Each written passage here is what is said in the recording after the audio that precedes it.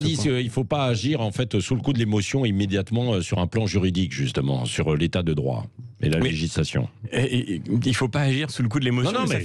Ça fait des années qu'on aurait dû agir. Alors, s'il faut des attentats pour nous réveiller, je suis le premier à le regretter. Mais enfin, j'espère au moins que ces attentats nous ouvriront les yeux. Si on ne se réveille pas maintenant, je ne vois pas quand on se réveillera. Et je vais vous dire, Patrick Roger, un pays peut commettre des erreurs irréparables.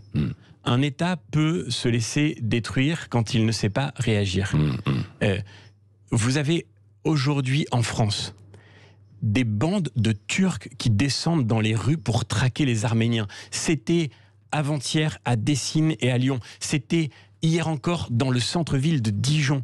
Notre pays peut très bien connaître des affrontements très violent si nous ne savons pas réagir à temps. Et le spectre des États faillis ne concerne pas que le monde au dehors des frontières de l'Europe. Il est possible de vivre en France une explosion de l'unité de la société française. Une guerre civile ? C'est le défi majeur. Une fracturation de la société française qui, évidemment, se dissoudra dans la violence, ne peut que donner lieu à de la violence à très grande échelle. Et je crois, encore une fois, qu'il est temps de prendre la mesure du danger. Et s'il a fallu des attentats pour nous réveiller, eh bien, réveillons-nous maintenant. C'est une guerre civile dont vous parlez. Mais je ne sais même pas quelle forme ça peut prendre, parce que dans une guerre civile, vous avez des camps constitués qui se battent. Aujourd'hui, je ne vois pas des camps constitués qui se battent. Je vois, dans cette église de Nice, d'un côté des gens qui prient et de l'autre des gens qui tuent.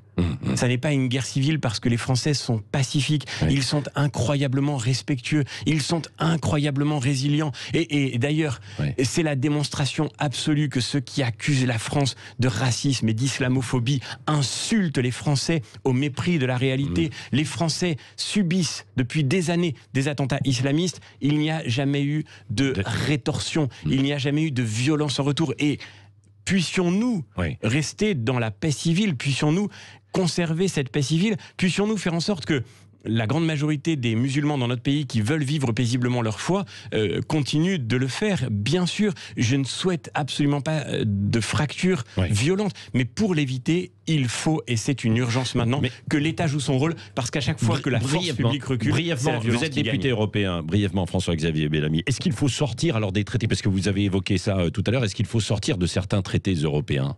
Si la CEDH, par exemple, la Cour européenne des droits de l'homme, si la Cour européenne des droits de l'homme nous empêche d'appliquer une politique migratoire efficace, alors bien sûr, évidemment, et je le disais déjà pendant la campagne européenne, il faudra s'affranchir de la CEDH, évidemment, sans aucune espèce d'état d'âme. Ça n'est pas la brutalité de l'État contre l'État de droit, c'est que, en fait, à un certain point, un ordre juridique contraignant peut vous empêcher tout simplement de faire appliquer des lois simples. Je ne vois pas ce que les droits de l'homme ont gagné dans l'incurie de l'État.